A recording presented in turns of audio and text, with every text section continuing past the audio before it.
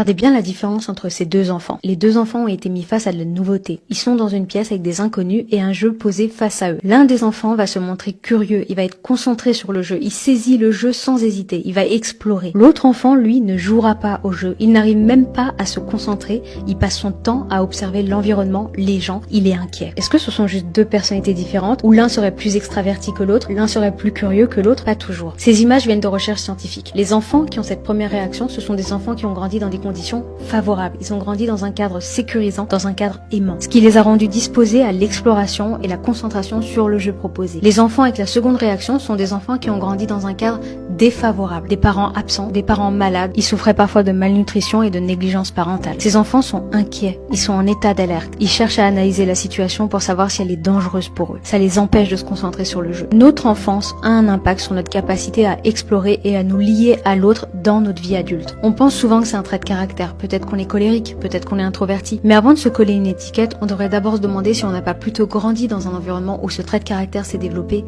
pour nous protéger.